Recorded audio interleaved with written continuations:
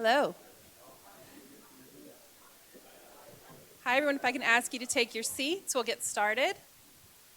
Hi, I'm Amanda Watson. I'm the Assistant Dean for the Law Library and Information here at Harvard Law School, and I'm so excited to welcome you to this event, to the Harvard Law School Library Book Talk for Campus Free Speech by Cass Sunstein. You can get a print copy of this book from the Harvard Coop. There are actually copies right outside on a table, or you can check it out at the library. We'd like to thank Dean Goldberg and his office for their generous support of the Faculty Book Talk series, as well as the librarians who make this possible: Caroline Walters, Deanna Barmakian, Rachel Parker, Maya Bargamesco, for their assistance. They do incredibly hard work to make this happen, and I really thank them. Please take this time to silence your cell phones and any other device that might make noise so we can have a great talk and no one will turn and stare at you because you disturbed us. So thank you so much. I'm going to introduce our speakers, Cass Sunstein, of course, and Benjamin Eidelson. Cass Sunstein is the Robert Walmsley Professor of Law at Harvard Law School, where he is also the founder and director of the program on behavioral economics and public policy. He teaches courses on administrative law, behavioral economics, and the Supreme Court. Benjamin Eidelson is a professor of law at Harvard Law School. He teaches primarily in the areas of constitutional law, anti-discrimination law, statutory interpretation, administrative law, and legal theory. I'm now going to turn it over to our speakers, and after, we'll have time for audience discussion. Thank you. Great. So Cass, this is an important and remarkably direct and kind of unfussy book. It sort of just tells you, the reader, what you think about some of the most current questions people are thinking about. I really do. I was not put up to hawking the book, but since it is available outside, I should say, I really recommend it to people interested in these questions. And maybe we can start with just, why did you write this book now, and what are the main ideas you want people to take away from it? Well, in the spring, most people were focusing on some details about the Administrative Procedure Act, Section 552. A lot of people were thinking about the Bankruptcy Code and possible amendments. But I thought maybe free speech would be interesting, notwithstanding the universal neglect of same. So I started writing something like notes to myself about various scenarios and how they might be handled. And the notes to myself started getting longer and longer and more connected with real things that were happening on campus. And then it occurred to me, maybe it could be a book. And that's what happened. Okay, and so in broad strokes, I mean, the book is a very interesting format in that it really is treatments of these particular hypothetical cases. So you're really committed to outcomes about a bunch of cases. But since the audience hasn't read those, if you had to sort of synthesize the point of view or the principles that you're advocating to apply to the different fact patterns, what's your take on campus free speech? Okay, so the basic idea is that if someone has a sore throat, there's a doctor who has a repertoire of tools to do diagnosis and treatment. And if there's something in your house that won't flush, a plumber knows how to fix it. It's profoundly to be hoped, and that will happen. And that the First Amendment provides something like a diagnosis of problems, and that there were kind of three things in the atmosphere that were not ideal. One is a correct but too broad gauge emphasis on the need for case-by-case assessment. That's so, but how does that get particularized? The other was an emphasis on the sanctity of freedom of speech and count me in, but that won't tell us how to handle, let's say, a case in which someone threatens someone else. And the third was an insistence that at educational institutions, certain things just don't belong. Racism, sexism, a lack of patriotism, take your pick. And that seems to me too broad gauge. So those were three things that the book isn't that excited about. And the focus in the end is on using free speech principles, not on the ground that the author loves them all, but on the ground that they're there and they're usable as a kind of manual, which it frequently is. Sometimes it's a manual that gives out, but it's a manual frequently with which we can, A, find traction on problems that might otherwise befuddle us, and B, that we might, and I ended this way, feel inspired by. So Brandeis and Holmes and the first Justice Jackson are heroes of the book. Wrote Justice Jackson, compulsory unification of opinion achieves only the unanimity of the graveyard. That's kind of the book's motto, and there are lots of graveyards. They're all quiet, and that's not what we need at the greatest arsenal for democracy, that is America's educational institutions. So the book is very, it's nuanced in the treatment of particular cases, but the gestalt or the kind of music of it is very pro-free speech, with some important provisos. And you mentioned some of them, but one of them that stands out and is, I think, distinctive is a criterion you articulate as something like regulation can be appropriate if it's essential to the university's educational mission, right? And that, I think, goes beyond prohibiting threats and sexual harassment. It's its own category, and it struck me as one of the most interesting ones, and one of the ones that people in favor of regulation would likeliest want to plant their flag in. So can you say a little about that notion and what lines one might draw, or what kinds of cases might or might not fall under that? Let's take some cases that are easy. Suppose I teach administrative law, and suppose I decided to devote my administrative law course to a focus on Star Wars. Star Wars does come up in my administrative law course, but let's suppose it was all Star Wars all the time. It would be fair, I think, for the dean to say, stop that, or there's going to be we're going to have a problem. And that's content discrimination. If students in my administrative law class answer to every question by saying, Ukraine, that was the answer to every question. The law school could say that's not acceptable. You can have your views on Ukraine, but here we go. If a law school, let's talk about a public university, which is technically bound by the First Amendment, as private universities aren't. If a public university says, and this is going to be a little more controversial, says, look, we are a very left of center university, and that's not ideal. So we're going to look for someone in constitutional law who isn't left of center. And if we find someone who's very good, who's not left of center, we're kind of want to hire that person, even if there's someone who's left of center who's better, because we want intellectual diversity at our institution. That's not just content discrimination, that's viewpoint discrimination in the premises, and I say that's completely fine, to search for intellectual diversity. And all of these cases are unified by the educational mission calls for some restrictions or some kinds of actions that would ordinarily offend the prohibition on content discrimination or viewpoint discrimination. Now, we can get to hard cases, and the idea of the educational mission being a permission slip for universities to regulate speech seems to me both essential and rightly evocative of the phrase, "that way lies madness," because you could see the educational mission being defended in the following way. Suppose there's a faculty member who thinks America is rotten to the core and writes about that, and you can specify what rotten to the core means. There may be students who think, I think America is the opposite of rotten from the core to the core. And how can I learn from someone who despises my nation? And the idea that leading to discomfort or a feeling of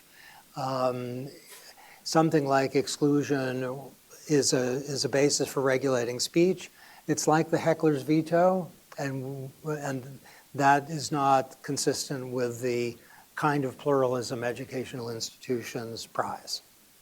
So does that mean, and I don't want to fall too much into law professor mode, but does that mean that there's nothing that, if it's not a threat and it's not sort of individualized, persistent harassment, there's nothing that a student or a teacher can say that through its effect on the educational environment impairs the institution's mission in such a way that we should prohibit it, just like we would prohibit other things that impair our mission to an equal extent. Okay, so we can think of easy cases, and there are a lot of them. A faculty member or a student who has extremely provocative views, let's say, about affirmative action, or you can take your pick about what counts as that, or extremely provocative views about international matters these days. To regulate that on the ground that it causes discomfort or worse in the educational setting would be very challenging to square with ordinary First Amendment principles and ought not to be done. Now, if there's a faculty member who says something like, I'll give an innocuous version of what could be more realistic, that students whose last name starts with the letter SU just are predictably incapable of understanding administrative law. It's a coincidence, and a sad coincidence, that if your last name begins with SU, administrative law is going to be a disaster for you, but that's just how it is. And you see where I'm going, yes, with this? You can think of more realistic cases that are despicable. You can devise a case in which the university or law school rightly says, you can't teach our students if you say those kinds of things. And I'd be very careful with this category because it starts to eat up things, but it isn't not a category. And the same for extramural speech. So that's someone saying in class, students like you can't perform. But if but somebody posts blog posts where they say, I think such and such group is just not as smart as such and such group, or I think immigrants should go home, or whatever. And then members of those groups say, this is not the person I should have to learn torts from, I think the vast majority of cases are redolent of heckler's veto, where the person who dislikes speech is being authorized by the word's educational mission to stop speech. And hooray for our country that we don't have that. Okay, let's think of some cases that will press what I just said. Suppose the dean of admissions decides to be in sexually explicit videos has always been my dream. That's kind of what I want to do. I ended up being a dean of admissions, but being in sexually explicit videos, that's what I do. That's my dream. And then, this is a realistic case, by the way, I didn't make it up. And then the dean of admissions is in a bunch of sexually explicit videos, and let's say the divinity school says, with respect to its dean of admissions, we can't really have you doing those videos and being dean of admissions. It's incompatible with your job. That seems to me fair. So it's like a stream of cases that started with a case called Pickering, which is actually an educational case, which says that for a teacher to be restricted in speech isn't okay just because the teacher is a public employee. The teacher fully has First Amendment rights, but there are some things that are incompatible with the job. So if a teacher says certain things, not that are offensive or horrible, but that for reasons that, and this is a challenging case, for reasons that don't involve dislike of content, but involve manifest incompatibility with the mission of the employee, Then we're talking about possible regulableness. And while this is an area which is a hard one, it's a gap in law, the government employee speech cases are highly relevant.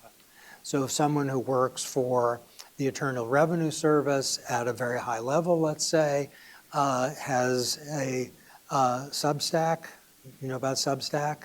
Has a Substack thing which is dedicated to explaining why there should be no income tax in America because it's a form of theft.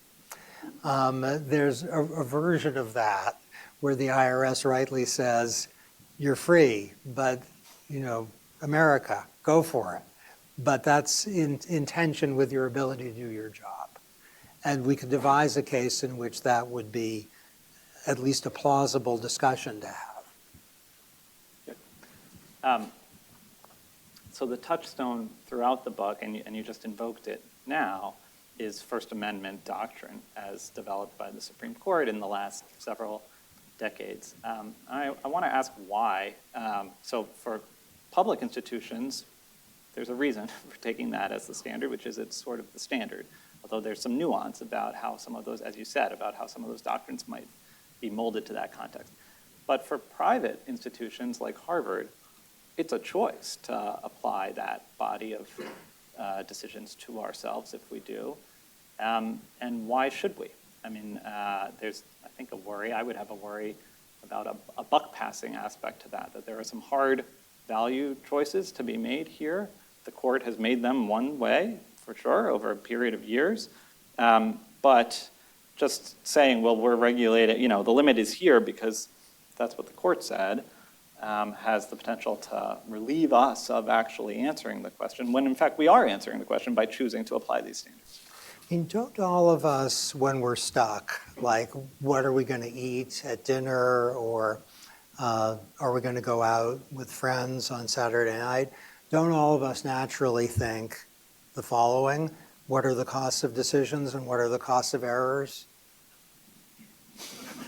Okay, maybe not.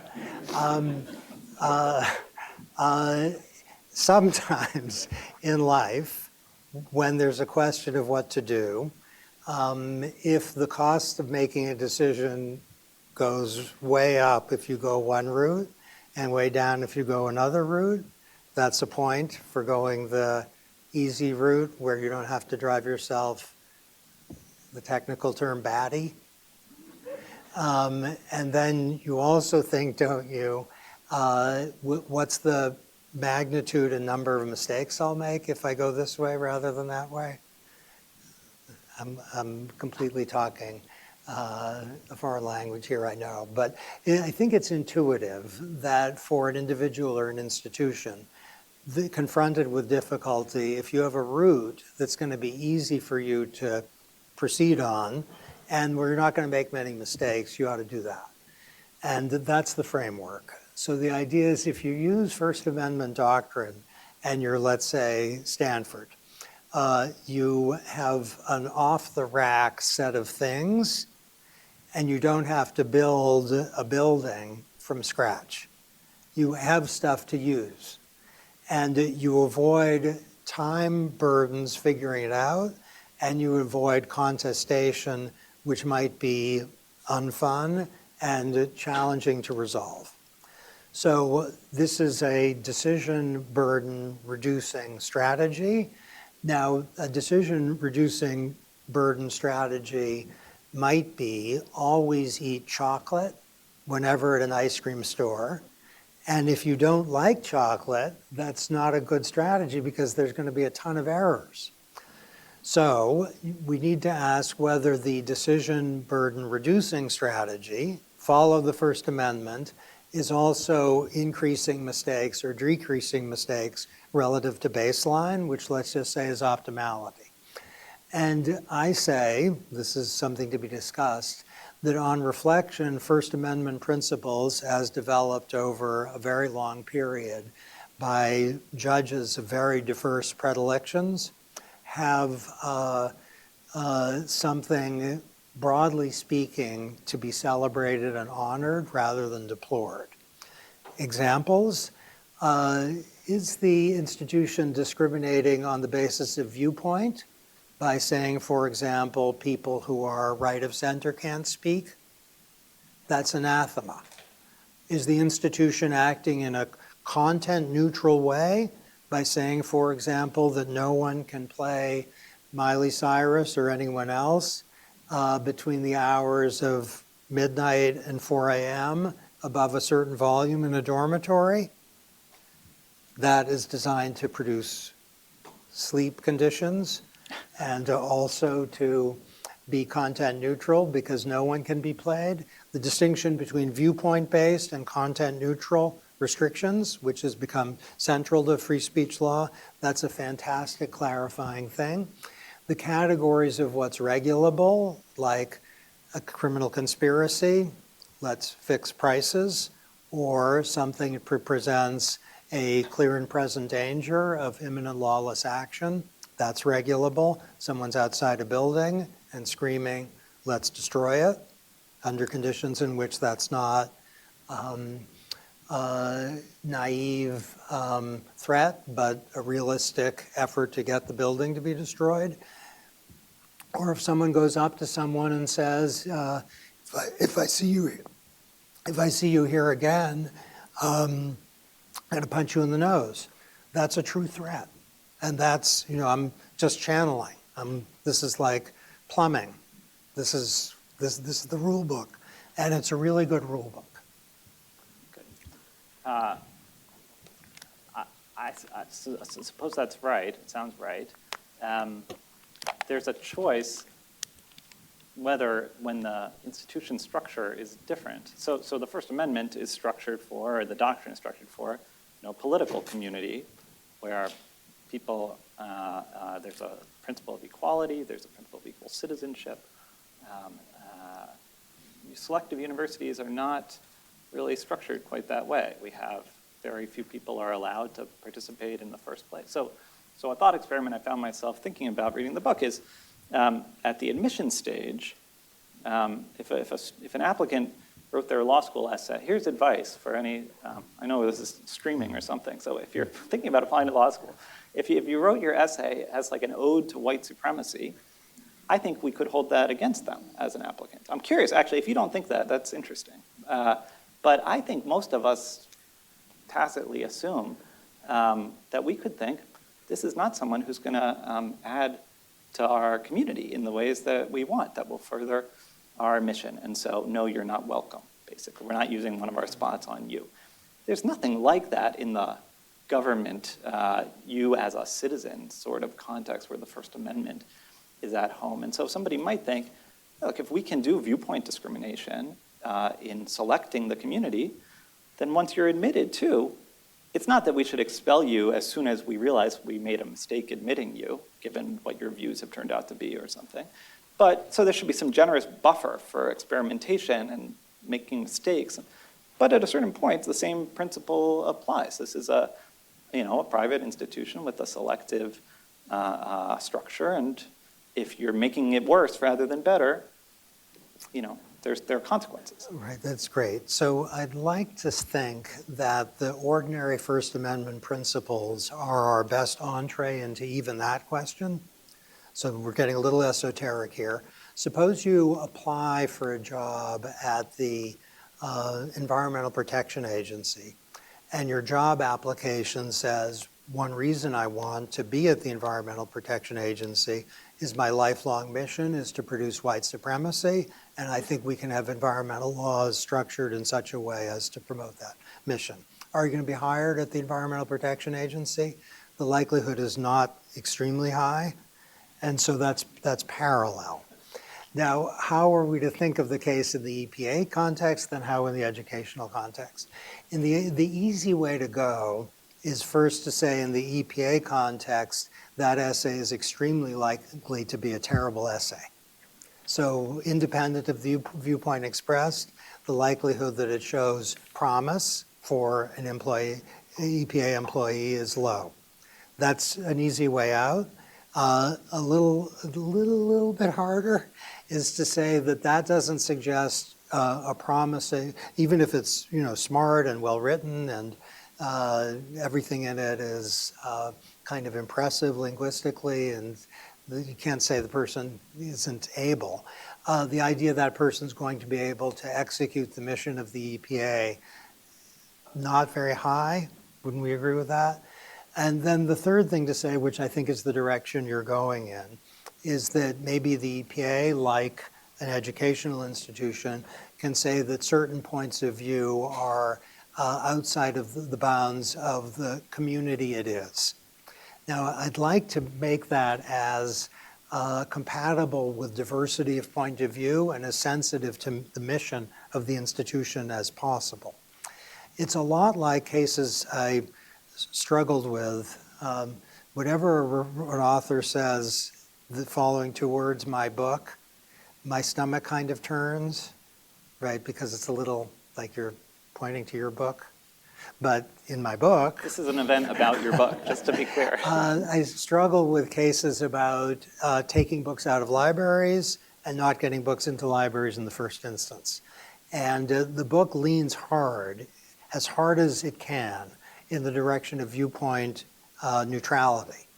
But it can't go all the way there. So if, let's say, a university is taking out of its library, either because of alumni pressure or because of state law, left of center or right of center books, let's suppose that's happening. The great astronaut Tom Hanks said the right words. Houston, we have a problem. Now, meaning a constitutional problem, if a university starts bringing in books, let's say, that are supportive of the wonderfulness of the United States of America and not books that are challenging to the wonderfulness of the United States of America, I say courts really hands off there, because selectivity in the bringing in is inevitable. It's really hard to police. But you're identifying tough questions, which I'd like to answer by reference to First Amendment principles, which we should love, even if we don't know how to apply them in these hard cases. Great. All right, I think we're moving to the student questions, right? Can we give a hand to our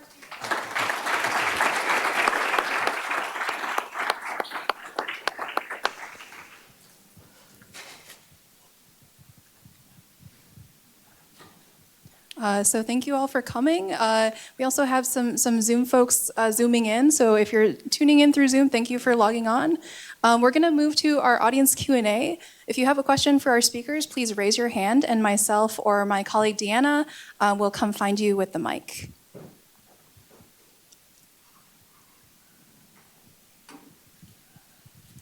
I can understand clearly why the Divinity School would not accept a dean who appears in explicit sexual online clips. But does that apply to the law school? The dean is here, and while he's an extremely good tennis player, and for all I know there are videos of his tennis playing, it's an issue. If any dean in an administrative capacity is doing something like that, whether it's a deal breaker compatible with First Amendment principles, I think not at all clear. There's a real case like this, which is pending.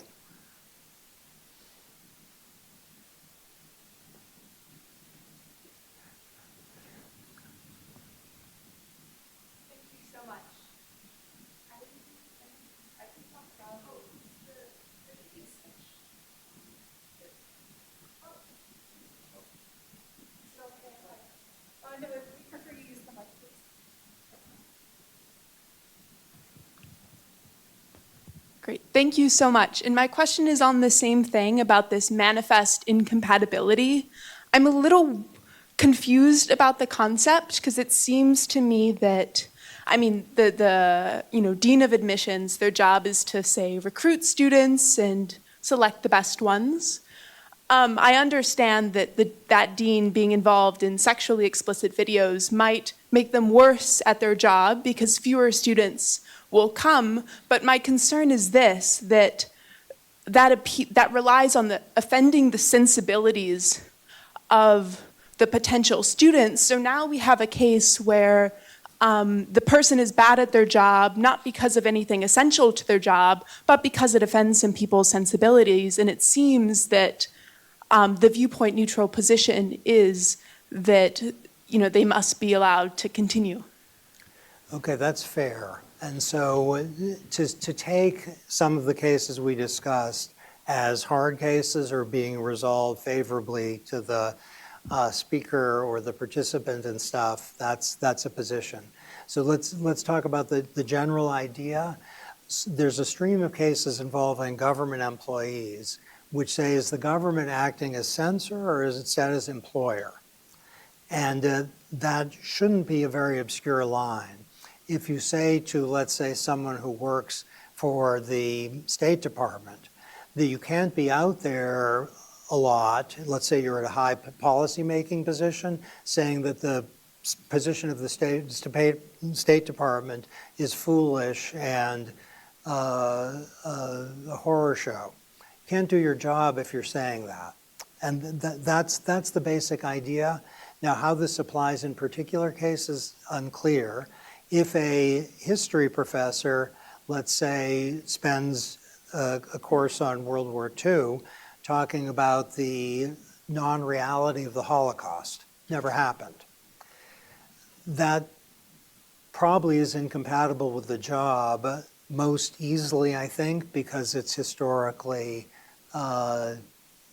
indefensible. So that would be a viewpoint neutral idea, but we could probably think of cases which would be very uncomfortable cases where the relevant viewpoint, let's say, isn't factually wrong, but which is so horrifically inconsistent with the educational mission of the institution. And these would be very rare cases, and the fact that I'm struggling to think of any that aren't science fictional is a good thing. The only point is you could imagine restrictions being imposed, I'm sure they are, on a president of a university that aren't imposed on a faculty member, that are imposed on a faculty member that wouldn't be imposed on, let's say, an administrator who isn't a highly visible administrator. So the basic principle of educational mission, as I say, I find this a way that lies madness, but it has to be true. And some of the searing cases discussed in a book are ones which I found writing much of this book kind of a joy, like a puzzle, but some of it was extremely painful, involving racist speech, where what the speaker is saying is horrific. It might be a student, it might be a faculty member, and yet, as Holmes said, we protect speech, the speech we hate, and that we believe to be fraught with death. And that's quite a sentence for a Supreme Court justice to write, and it's a good sentence.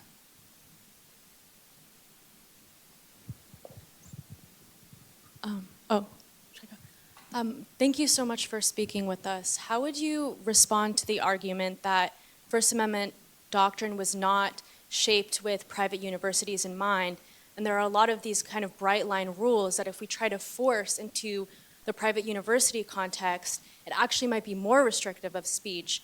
For example, public forum cases. What if a private university could say, well, we've designated classrooms and certain areas of the campus as having a certain purpose that is not, where speech cannot be as freely used as in other spaces.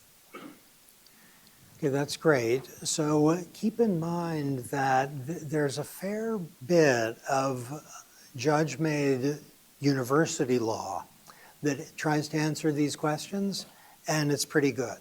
If you have, let's say, a space that's dedicated to religious services of various kinds, if people want to have the Society for Atheism there, it's legitimate for the university to say this is a space for religious. And that is a form of content discrimination, which plausibly, I'm making this up on the fly, is legitimately part of the university's effort to allow a kind of pluralism. So I think that under current laws applied to public universities, private universities are going to be okay in the cases that really worry you. Nonetheless, I take your point. Let's suppose West Point or the Naval Academy says, we're West Point or the Naval Academy, and there's a mission we have, which is about military preparedness, that's incompatible with, let's say, the standard First Amendment stuff. I think that's correct, though it might be that the exit from the First Amendment strictures is kind of smaller than military preparedness might initially be understood to allow. Is that obscure? Meaning that it's not a green light to any restrictions at all, but it is acknowledging that speech that might necessarily be allowed at the University of Massachusetts wouldn't be allowed at West Point. And a place like Notre Dame, we're a religious institution, or Brandeis might be able, I'd say more than might, should be able to say that we're a different kind of institution, and for us, there are restrictions that wouldn't be permissible at the University of Mississippi. I think that's fair, but we want to look at what the restrictions are. For Notre Dame or Brandeis to say only speech that's compatible with our religious convictions or the religious convictions of, then you finish the sentence, that would disserve the amazing aspirations of both Notre Dame and Brandeis.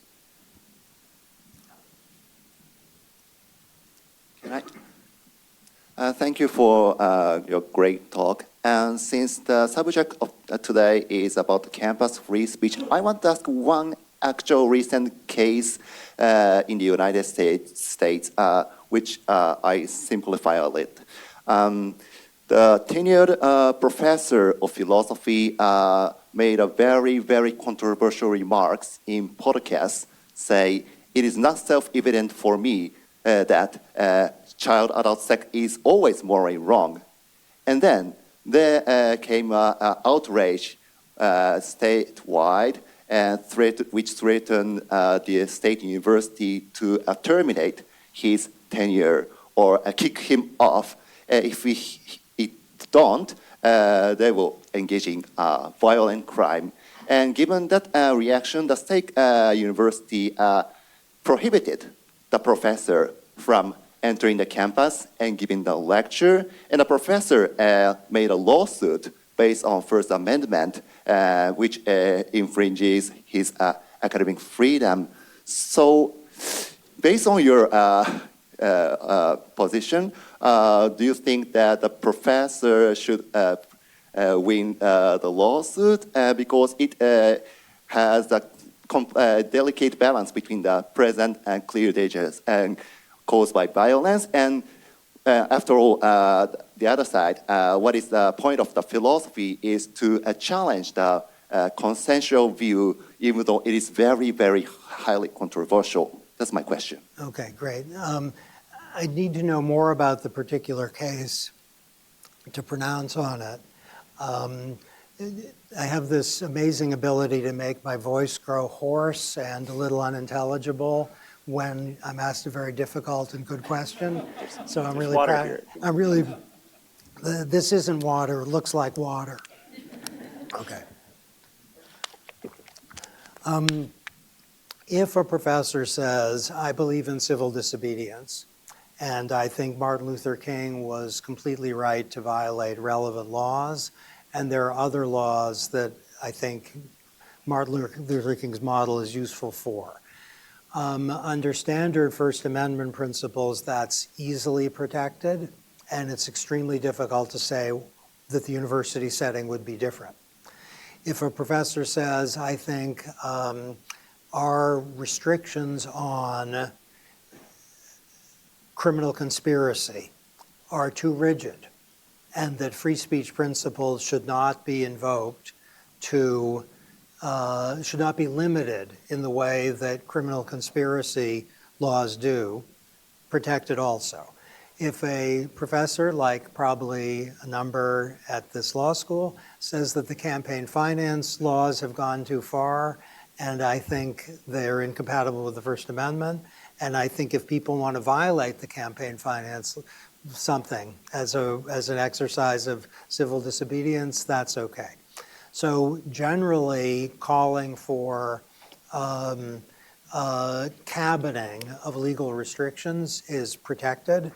And we'd have to think, is the thing that's being said incompatible with the professor's role as professor?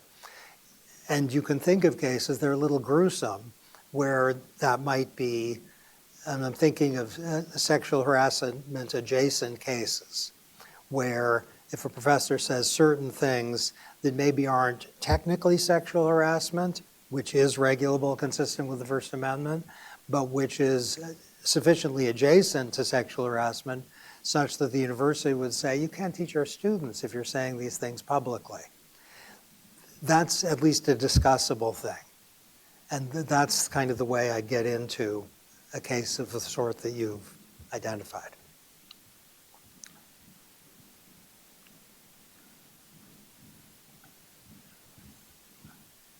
I think I saw someone over here.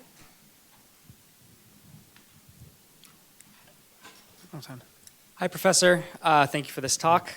I had a question turning back to the question of whether there is speech that is too odious for a classroom, or the idea that odious ideas have to be protected. And I think I agree with that on principle. I think an intuition that a lot of my classmates have is that it is possible to divide out types of opinions. And the idea there is that freedom of speech is kind of a metastructure rules of the game for the search of truth. And thus, what divides odious opinions about whether it's reproductive freedom or marijuana usage from things like racism or fascism is that the latter implicitly are aimed at excluding specific members from the rules of the game or ending the rules of the game itself. And I was wondering if you thought that had any persuasive power, or if that's just part of the speech that needs to be protected because we can't just set that as the rules of the game and then never allow it to be challenged. The latter. So Thank you. Following Milton and Mill and Holmes, if people want to challenge the rules of the game by saying, e.g., same-sex marriage is great, which at a certain time would have challenged the rules of the game, or by saying a democracy of the sort that the United States had in 1930, let's say, wasn't a true democracy, or a democracy of the sort that the United States has now isn't a true democracy, or by saying that fascism, that's really the way to go, or by saying something like freedom is really, really overrated, and there's an approach to, let's say, political life that devalues freedom that's good, or that freedom of speech is not something to prioritize, or by saying that, Hitler was right on a bunch of things. Some of these maybe, well, to me, some of these, probably the majority, and maybe all of them well, we have to go through. But odious speech that attacks the rules of the game has to be relevant. So I'm teaching administrative law this afternoon. Are all of you as excited about that as I am? And we're going to be talking about some issues about interpreting the Clean Air Act, and there are things that could be said that would be attacking the rules of the game that would be incompatible with the nature of an administrative law class. Now, that would be a viewpoint neutral restriction on what can be discussed in that amazingly open-ended environment. Thank you so much. Let's get another round of applause.